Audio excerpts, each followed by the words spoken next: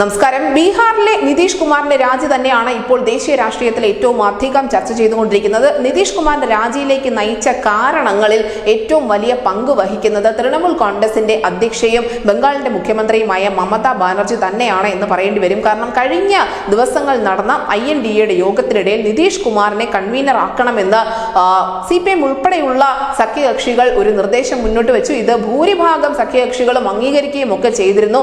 ആ സമയത്ത് മമതാ ബാനർജി എന്ന നേതാവിനെ ഒപ്പം നിർത്തുന്നതിന് വേണ്ടി മാത്രം, മമതയുടെ പ്രീതി നഷ്ടപ്പെടാതിരിക്കാൻ വേണ്ടി മാത്രമായി രാഹുൽ ഗാന്ധി ഒരു തീരുമാനം പറയുന്നു.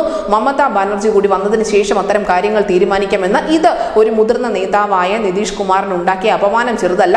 അതുകൊണ്ടുകൂടിയാണ് അദ്ദേഹം INDA എന്ന മുന്നണി വിടുന്നത്, നിലവിൽ NDA സർക്കാരിന്റെ ഭാഗമാകാൻ ഒരുങ്ങുന്നത്. എന്തായാലും മമതാ ബാനർജിയെ വിശ്വസിച്ചുകൊണ്ട് കോൺഗ്രസ് മുന്നോട്ട് പോയപ്പോൾ ബംഗാളിലും കോൺഗ്രസിന് തിരിച്ചടി തന്നെ നേരിടുന്നു എന്ന റിപ്പോർട്ടുകൾ ഈ മണിക്കൂറുകൾ പുറത്തു വരുന്നുണ്ട്.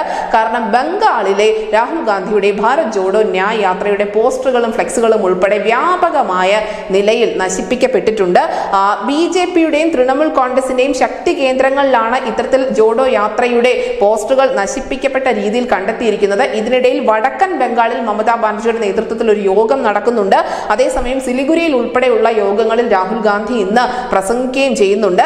എന്തായാലും ഈ ഒരു സംഭവവുമായി ബന്ധപ്പെട്ടുകൊണ്ട് തൃണമൂൽ കോൺഗ്രസിന്റെ ഭാഗത്തു നിന്നും ഔദ്യോഗികമായ ഒരു വിശദീകരണവും വന്നിട്ടുമില്ല.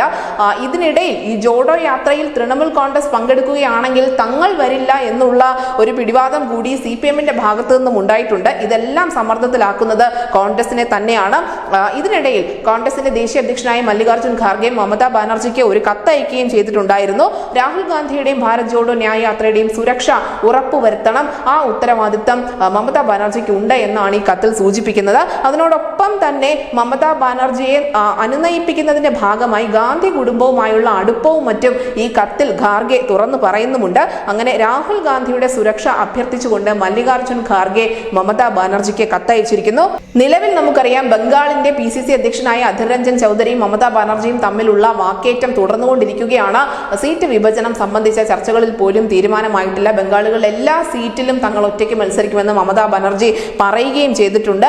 എന്തായാലും ഈ വലിയ രീതിയിലുള്ള ഒരു പ്രതിസന്ധി കോൺഗ്രസ് പാർട്ടിക്ക് അല്ലെങ്കിൽ INDA എന്ന മുന്നണിക്ക് സമ്മാനിച്ചിരിക്കുന്നത് മമതയാണ് എന്ന് തന്നെ വിശ്വസിക്കേണ്ടി വരും. പ്രത്യേകിച്ചും നിതീഷ് കുമാറിന്റെ പടിയിറക്കം, അതിനോടൊപ്പം ജോഡോ യാത്രയിൽ നിന്നുള്ള വിട്ടുനിൽപ്പ്, ഇതെല്ലാം വലിയ ആശയ കുഴപ്പം സൃഷ്ടിക്കുന്നുമുണ്ട്. അതിനിടയിലാണ് ഇത്തരത്തിൽ ഈ തൃണമൂൽ കോൺഗ്രസിനും BJPക്കും വലിയ സ്വാധീനമുള്ള പ്രദേശങ്ങളിൽ ഭാരത് ജോഡോ ന്യായ് യാത്രയുടെ പോസ്റ്ററുകളും മറ്റും വ്യാപകമായി നശിപ്പിക്കപ്പെട്ടിരിക്കുന്നതും. News desk news India Malayalam.